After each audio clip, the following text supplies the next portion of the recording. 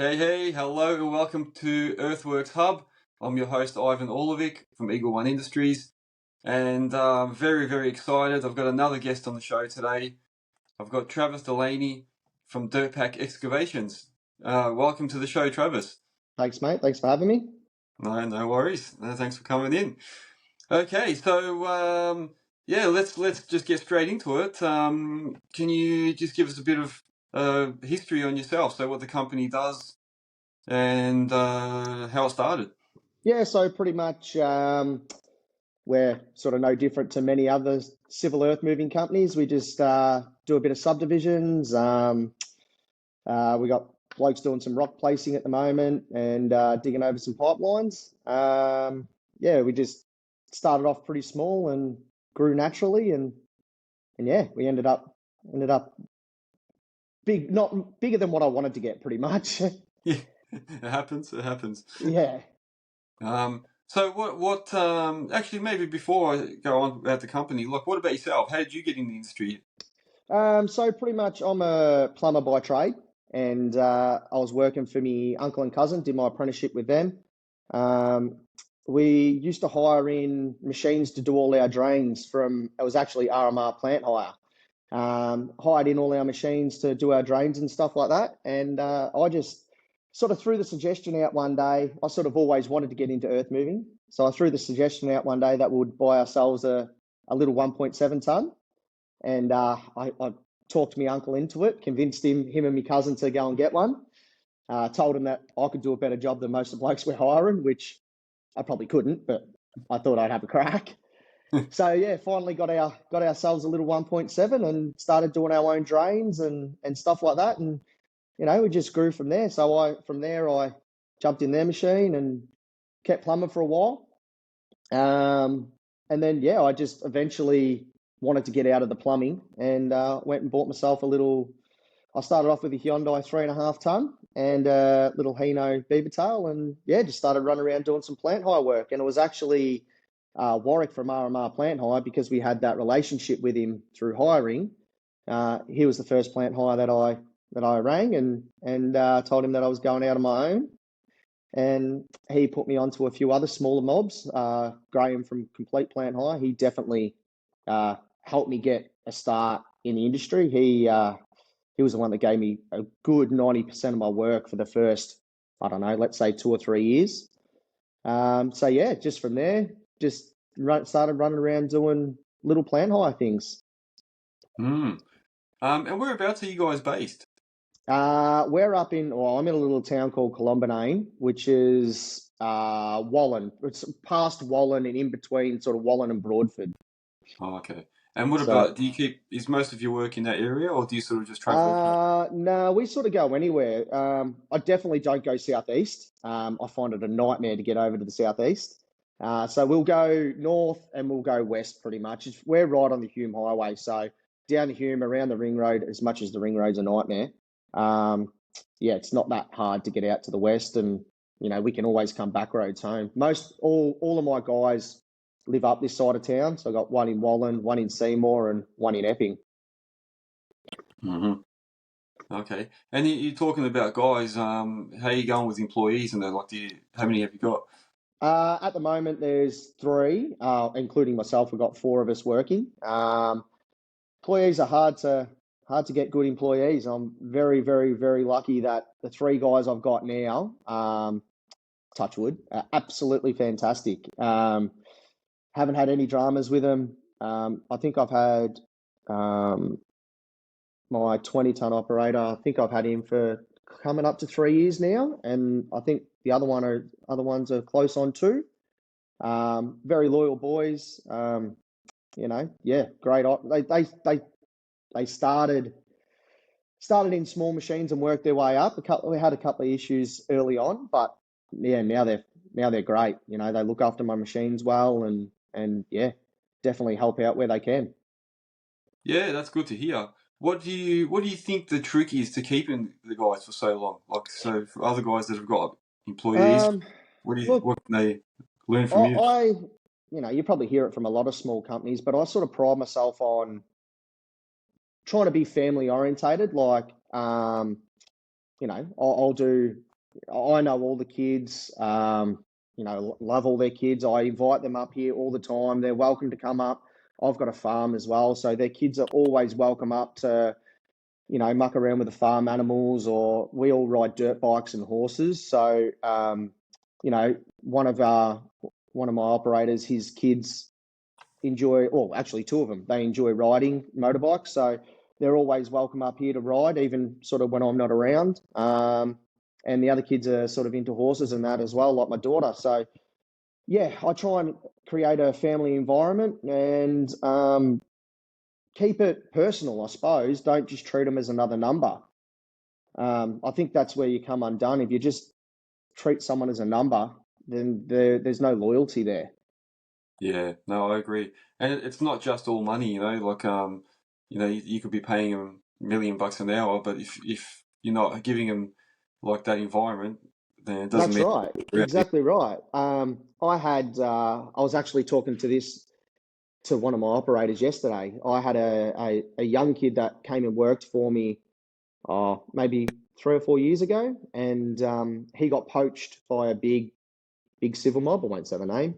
Um, he got poached by them, which was fine, but he left for $1.50 an hour. And I just said to him, I'm like, mate, I don't think you understand what you get.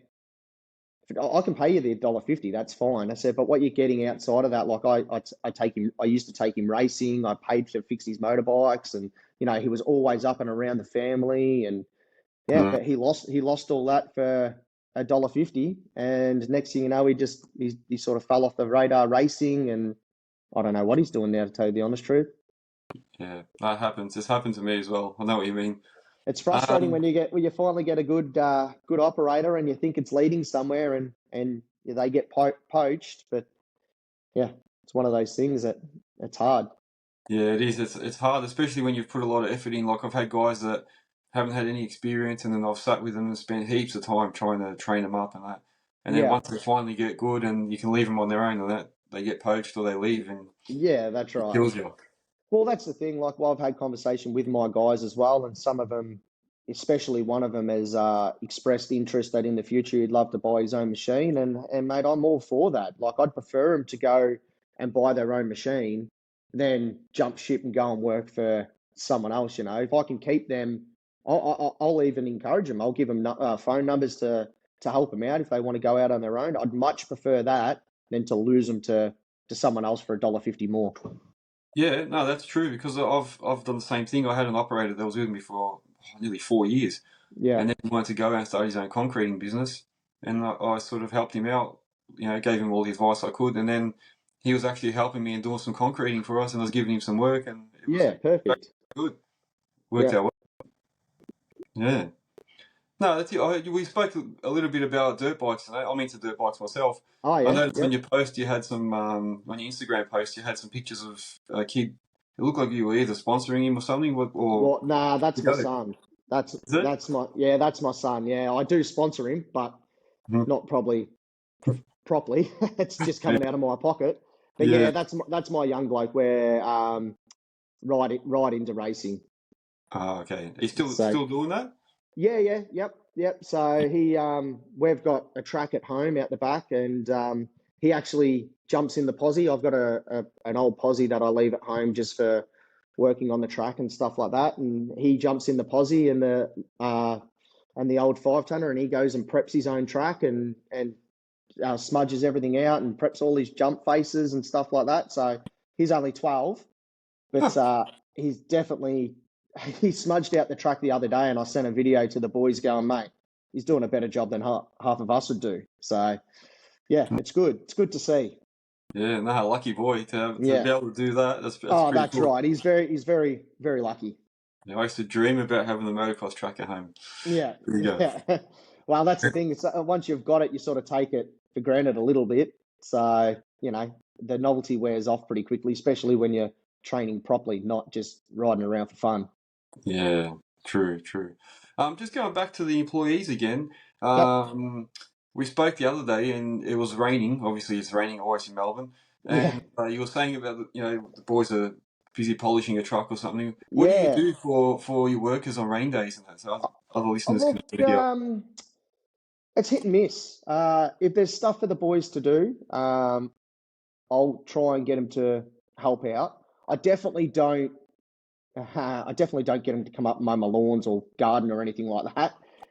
If I've got anything earth moving related, I'll get them to come up and do that. But I don't expect them to come and wash my car or mow my lawns or anything like that. So the other day, yeah, it must have been Wednesday when we were expecting all that rain, and it actually wasn't that bad. Um, I had all the boys come up, and I've got an old Kenworth that we call the farm truck, and we're going to put a tipper body on it early next year. So we're polishing that up and cleaning it up and trying to make it look a bit more presentable. So it took us all day to do that. And then while they were up here, a few of the boys, they needed to service their car, and one of the other guys needed to put a tail shaft into his car, and so we're all in the shed helping each other out, trying to get everyone up and going. And then today we got rained off. My 25's in a wetlands at the moment, and so pretty much, as soon as we get a bit of rain, it's very hard to work in the wetlands doing rock placement and stuff. Mhm. So he's actually out behind me at the moment digging a trench for some waters for the cattle and stuff like that. So yeah, he's out digging at the moment. Yeah, no, it's lucky you've got some undercover area because yeah, if you don't, I didn't have any undercover area, so we could only do certain things on rain days. But Yeah, I yeah. used to No, hate I'm rain lucky days. enough that I've got a big canopy that we can get the truck under and do some stuff to it if we need to. Yeah, no, that's true. I think rain days used to cost me the most money because I'd get the boys in and we'd be servicing machines, so I'd be spending money on that. Then I'd put on a barbecue for them and say, oh, Yeah, well, yeah, we'll do this, and then yeah, I'd say, oh, who needs jumpers? Who needs this? We'll start going shopping, and it ended up yeah. costing me more than when they're Exactly actually right. at work. I've actually got a note down here. One of the challenges is rain days because it's one of those things where you're not getting paid, but you're still paying the boys. And then, as you said, you're getting them to do stuff to your truck, so you've got to buy stuff for that, and yeah, it ends up costing a fortune. Yeah, that's true. And I think it is. It's one of the topics that keeps coming up. Most people I interview say that. Like when you've got workers, it makes it hard when you have a rain day because Yeah, you still got to keep paying them, yep, but you're not getting any income. So yeah, that's right. yeah. So That's right. I must admit, a lot of the guys that we're working for at the moment, they don't just drop us at the drop of a hat. Like, one of the subdivision mobs I used to work for, if it looked like 2 mil rain, they'd just say, sorry, no subbies today. They'd keep their full timers working, but they'd drop the subbies. I'm pretty lucky now that, if these guys say that it's too wet, I generally believe them, like, because they're a good bunch of guys. It's actually we're working for Kai for Rockefellers Australia, and I know him, met him through racing, so we're friends. And if he says it's too wet, I believe him. It's too wet. yeah, and so obviously that sort of comes down to relationships as well. Yeah. Yeah, exactly. What do you Yeah, think about that? Like how important is it to have a good relationship with your customers? relationships massive. I honestly think it's one of the biggest things in earth moving is some days I can make a crazy amount of phone calls or text messages, and it won't be just, I'll be ringing old foremans or, people just stay in contact. Hey, what do you got going on? Much coming up? I'll say, I've got, 3 weeks left on this job. Have you got anything coming up in the future? I think relationships is the biggest thing to keep yourself busy. Just trying to help them out. Like if someone says to you, look, I need you in X amount of days, you don't definitely just push it away if you're busy. You try and work it out, try and help them. And the more you help people, the more they want you back. You can be approachable, and if you're willing to work with people, they're always willing to work with you. Yeah, that's true. And what you said earlier about making constant contact, like the same thing. It's important to keep calling and keeping in touch with them because then Yeah, you're in their mind always. yeah, that's right. That's right. I've sort of got a group of guys on text message that, I'll text bomb pretty much. I'll send out one generic text and it'll go to a group of people. And individually, I've told those people, hey, look, if you get this text, then you don't have to respond to me. It's just you're on that group that I, talk to. So if you've got work, great. If you don't, you can just ignore it or whatever. But yeah, so I've sort of got a group of people that if I'm chasing something, I'll text them and see what's going on. But I'm always ringing someone to see what's going on. Yeah, that's good. That's true. We touched a little bit on equipment. What Yep. equipment have you got at the moment? So pretty much I've got an old 5 tonner, which was the second machine that I bought. So that's done 10,000 hours now. So she's pretty beat up. So that just sort of hangs around the farm. It's still good enough to go to work, but if you turned up on a site, some people might go, "Ooh," she's pretty rough. So I've got that. I've got a 15 ton. I've got a 22. I've got two posies, and I've got a tandem, and I've got my tray truck, which I plan on putting a body on next year. Mm. And is there like one particular brand that you stick with, and if there's any reason? This is a interesting topic. I've got Hyundai's. My 15 and my 22 are Hyundai's. My first 3.5 tonner was a Hyundai. My 5 tonner is Hitachi. I'm not super big on brands. I'm not massively loyal to one brand. The reason I went with Hyundai originally is my 15 ton. The price I paid for that was far cheaper than anything else, Kobelco, Komatsu, anything like that. And as far as I was concerned, if I could get it $100,000 cheaper and still get paid the same rate as what these blokes are in, good machines, then it didn't matter to me. I had people come up to me all the time and go, "Oh, why'd you buy a Hyundai? Why'd you buy this?" And I just say to them, "Look, mate, I got this whole setup for X amount of dollars." And they're like, "Oh, that's cheap." And that's probably up to five, I don't know how many hours that I've done now, 6,500, something like that, maybe 5,500. And literally the only thing that's ever gone wrong with it is the air conditioner shit itself, and they replaced it under warranty. So haven't had a drama with that. And that's pretty much what pushed me into my 22. Same thing, 22. Hyundai's are an excellent price point. And yeah, you get paid the same as whether you've got a expensive machine or a cheaper machine, as long as they're reliable. As long as they're reliable, and the warranty on them, were really good. Yeah, actually, that's probably something that I often ask is, do you think it's better to buy brand new or second hand? Like, does it make any difference to you? Look, I've got some notes in here about that because if I was secondhand or brand new, it depends where you're at in your business. If you're just trying to get started, if you've got, again, only if it's reliable. If you're having breakdowns and stuff like that and issues, well, then there's no point buying secondhand. But if you can find a good secondhand machine, just to get your start in the business, I think it's definitely worth buying secondhand because you could you yeah your outlay is nowhere near as much as buying a brand new one, so your income's better. Yeah. But obviously, as I mentioned a few, it has to be reliable. I bought a secondhand posi, which is just recently I've done this. I bought a secondhand one. It had done 7,500 hours, and that was literally just to stay on the farm. And when we retired the 5 tonner and I put my 5 tonner operator into my 15, I thought, bugger it, I'll go out in the posi for a little while. I own it, I'll make some money, be great, and then I'll set myself up with a new excavator. And I ended up getting pretty busy in the posi, but it started breaking down. Like, I reckon I was on one job and I don't think I did one day where it didn't blow a hose or spit a track it was embarrassing. Like, it actually became embarrassing how much I was broken down. So yeah, in that respect, it didn't pay off to do that. But so I went out and bought a new one, which I don't know. I sort of regret that a little bit because I'm not a big fan of the posies, but I definitely prefer to be in an excavator.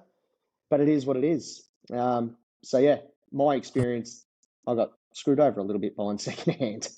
Hmm. I would, if anyone getting into the machines, I would definitely suggest buying secondhand, or it doesn't matter if it's secondhand or brand new. You still get paid. If you're Yeah, working for someone, you still get paid the same whether it's secondhand or brand new. yeah, yeah.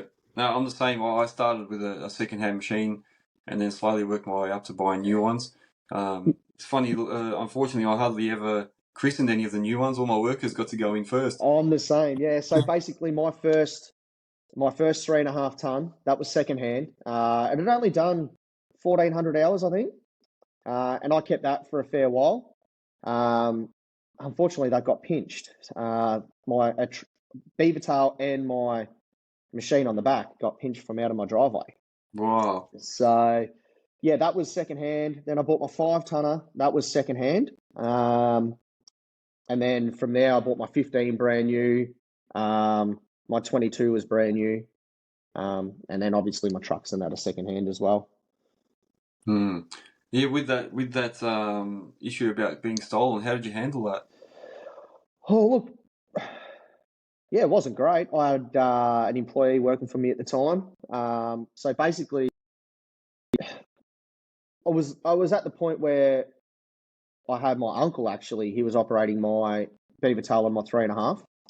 And when it got pinched, I had my 5 tonner, and I just recently bought the tipper to use as a float for the 5 tonner. And that's sort of when we got into the subdivision game, and the 5 tonner was pretty consistent. Was with Winslow. We were pretty consistent with them. This was a long time ago.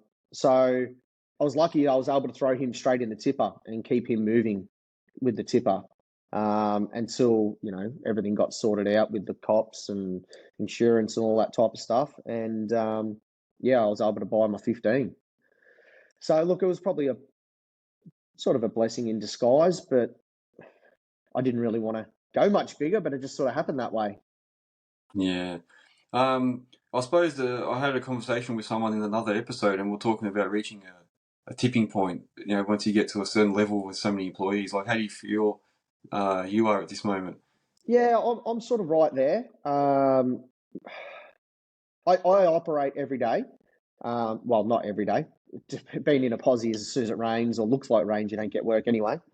Um, but I definitely think it works well taking a couple of days off during the week and stuff like that to be able to handle paperwork, bookwork. Not that I do much because my wife's actually an accountant and runs her own firm and she does everything for me. So, um, but yeah, I'm sort of right at that point where if I put a couple more people on, I definitely think I'd have to step back, get out of the machine and manage more, which I think makes sense when you have 5 odd guys. There's someone always off sick, someone wants holidays. At least you're there to as a backup, as a sort of jump in whatever you need to just to keep the ball rolling. Yeah, yeah. Um, what I saw on one of your posts that you hired a hydromech machine once. How'd you find that?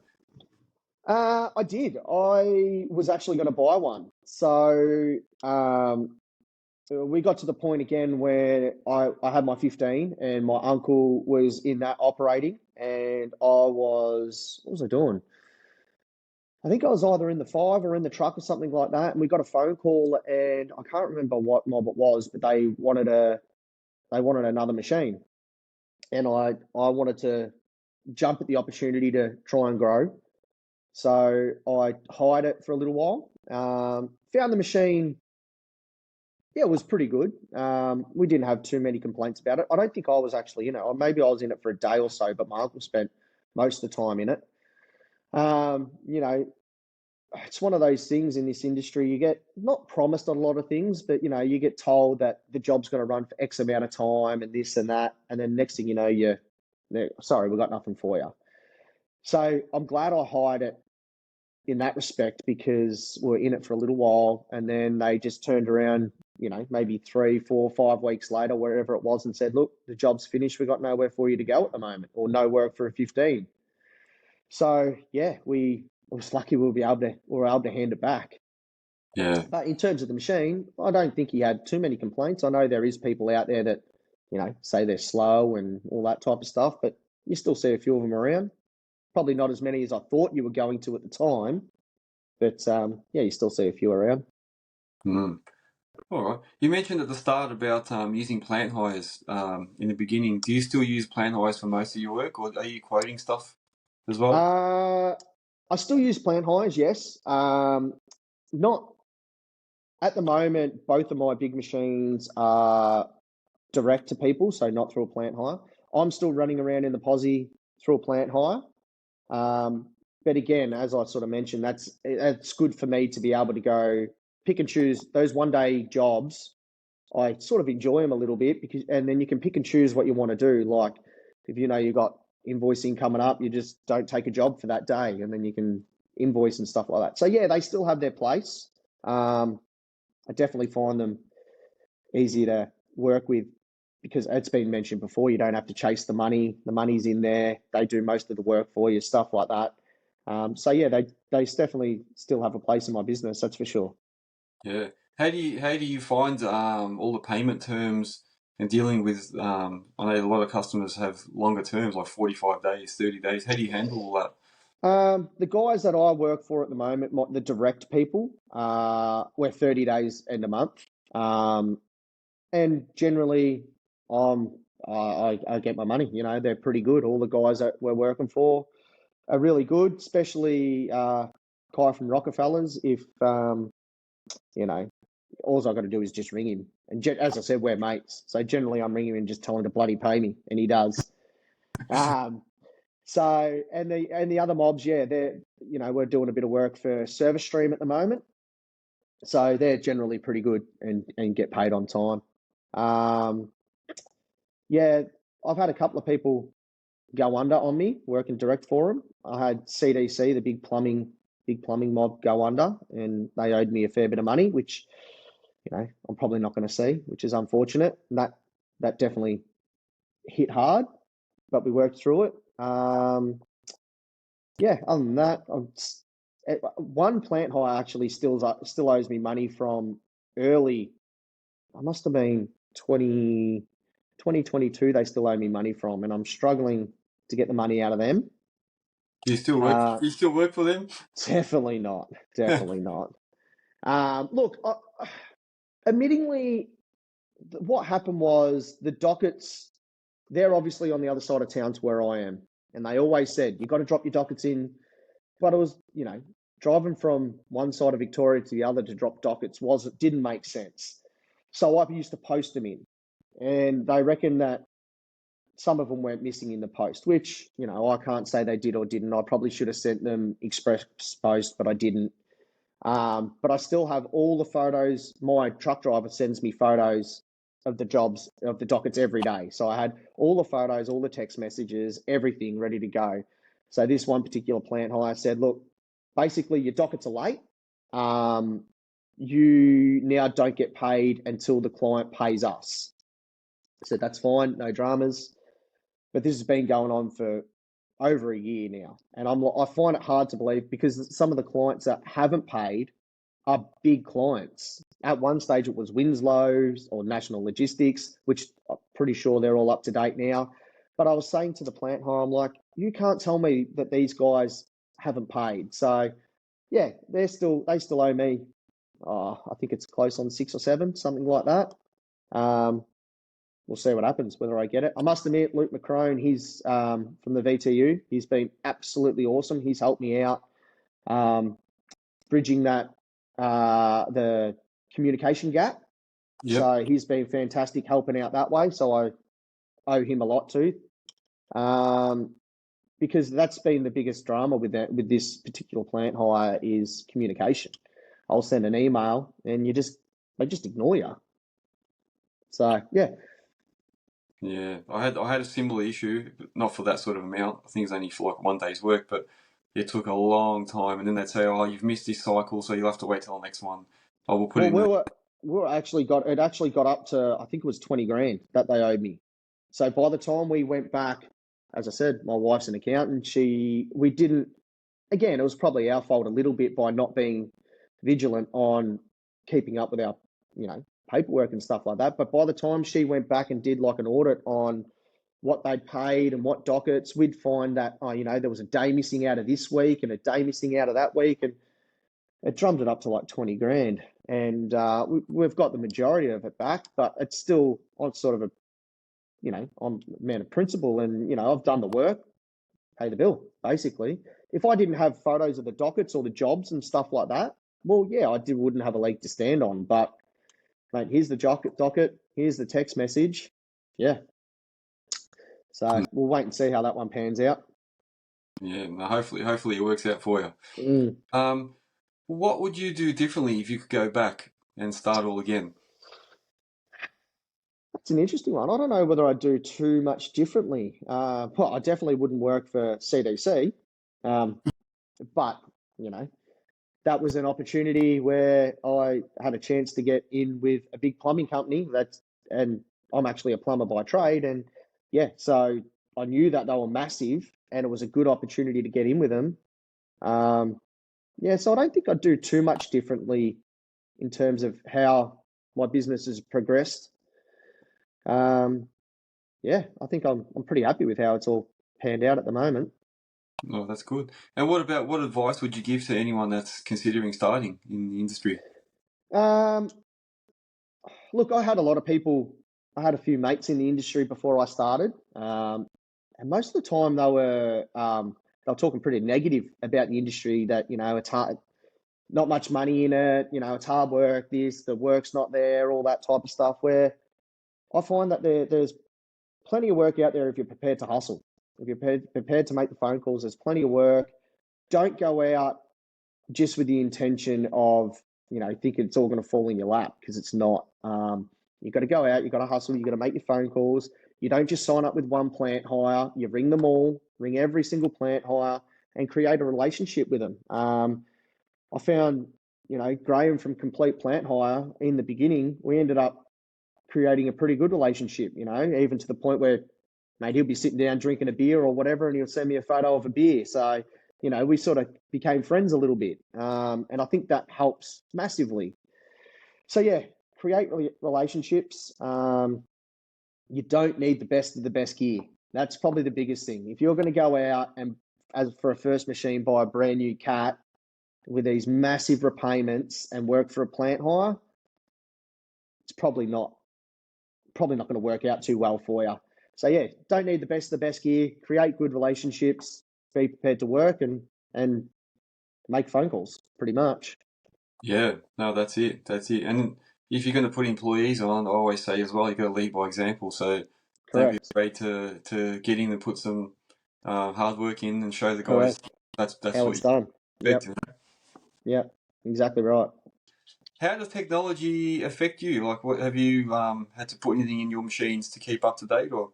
Yeah, so we got in our 22, we got TopCon GPS. It's not machine controlled; it's just normal TopCon. I don't think you can beat it, coupled with a tilt hitch. Yeah, I think pretty much that's the way the industry's going. A lot of I don't know whether it need for smaller machines, from a 15 up, I think needs TopCon.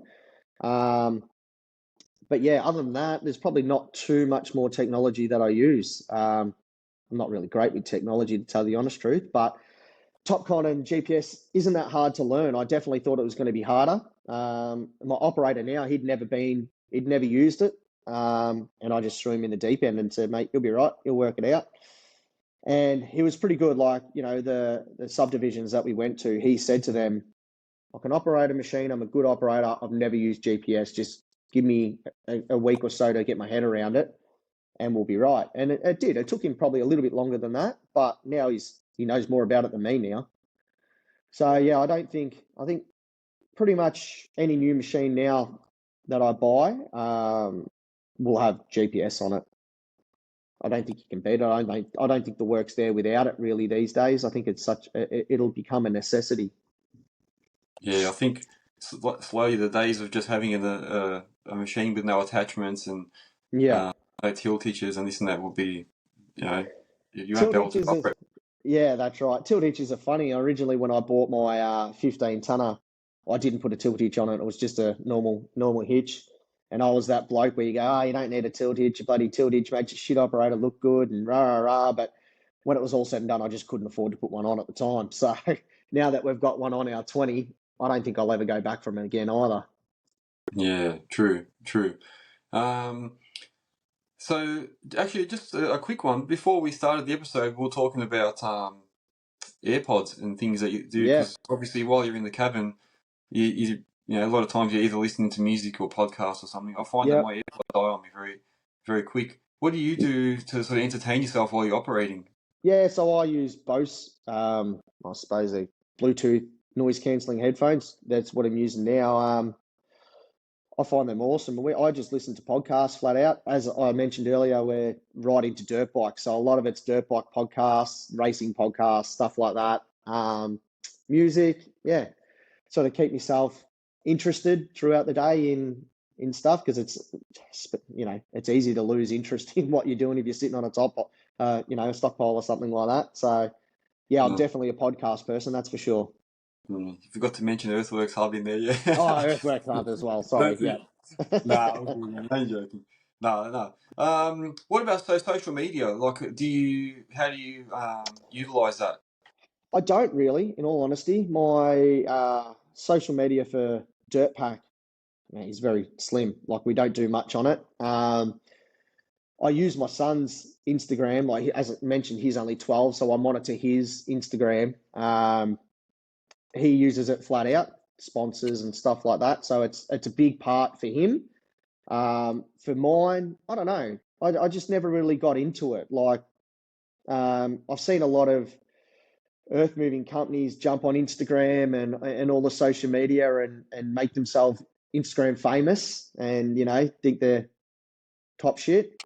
And then you turn around the next week and they're crumbled, they're gone. So I don't know. I just sort of every now and then I'll throw something up, and I'm not a very good photographer and don't really speak very well or anything like that. So I don't do too much.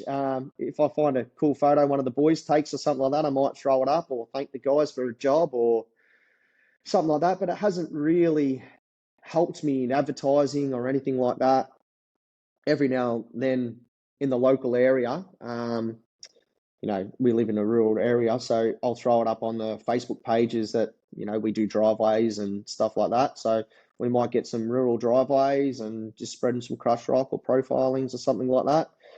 And generally I give those to the boys for their weekend work. They love coming up here and jumping in the posies and just running out a driveway for the local people. So yeah, social media is not massive for me in my business. Hmm. Where do you see yourself or your business in the next, say, 5 to 10 years? 5 to 10 years. Look, I definitely think I want to be out of a machine within 5 years. Um, I want to grow my business to the point where I can look after the employees that I've got now, and future employees, obviously. But the guys I've got now, they've become friends, family, stuff like that. And I know that you can't keep employees forever. I understand that, but I want to get to the point where I can pay them well enough, which I assume I do now, but I want to pay them well enough where they're like, they want to stay. They want to. So I want to grow up big enough so they can grow within my business. It's probably the best way to put it. So I Hmm. don't just want to grow and put me to the top. I want to bring them up and sort of they can look after one section or. So I want to grow so they can move through the ranks in the business as well. Yeah. Do you think that means more machinery or more like I don't know, quoted work or project work? Or I actually don't do any quoted work at the moment. I've just had an opportunity only the past couple of days. It was actually through my cousin, who's the plumber.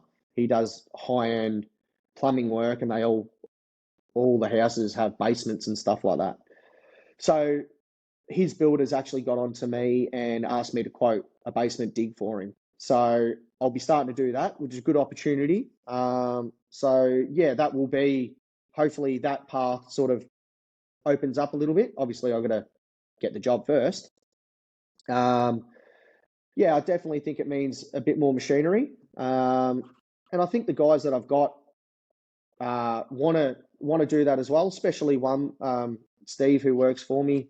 I was off duty for maybe a month, not long ago. My daughter had an accident, so I was looking after her, and I pretty much said to him, mate, go for it. You're me. Take control. And he did a fantastic job. Like, he really killed it, and he really tried hard, made all the phone calls, was willing to hustle. Like, I must admit, a lot of the people in the industry who found out what happened jumped in and helped him out as well. Kai from Rockefellers was awesome. So Steve, I think he'd be an awesome manager. You know, he could jump in and take control. And so, yeah, hopefully one day I can get to the point where he can do that and sort of run the fleet side of it.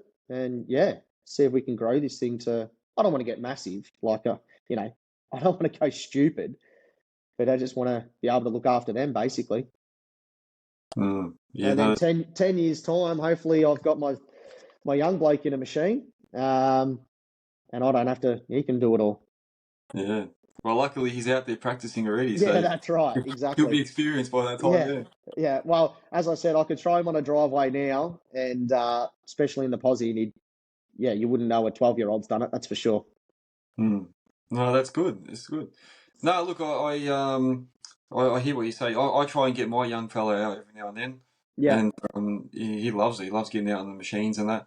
Yeah. Sometimes I wonder whether I'd push him towards coming into the business or try and let him go out on his own and then see what happens. But we'll see. I suppose I've got to leave it to him in some way. Yeah, that's right. Look, I sort of said to him, because he tells me all the time that he's coming to work for me because he's better than me and all that type of stuff.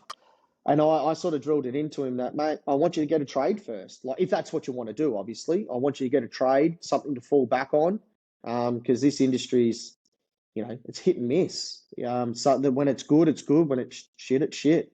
Yeah. So if you've got a trade behind you, if you do need you know, if your machine's down for a month or whatever, you can fall back on your trade and keep some money coming in. So I think a trade is a good, and it teaches you work ethic too. So a trade's a good thing before you jump into the machinery.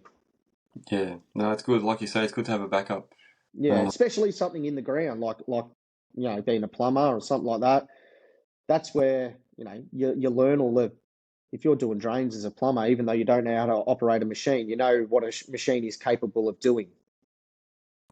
Yeah, that's good advice actually, because for anyone thinking about getting in the industry, I think it's important to start somewhere like that, even either as like a trade that's related to the earthworks field, or Yeah, as a labourer or something like that, where you can actually yeah, see machinery and what they do. And yeah. That's right. Exactly. If you can sit there and watch, but you have to show interest though. Anyone can watch a machine and just go, oh yeah, that's what he's doing. But if you want to learn the machine and you go, oh, he did it that way. Oh, that's, you know, you can learn without even operating machine. You can learn how stuff's done. true, true.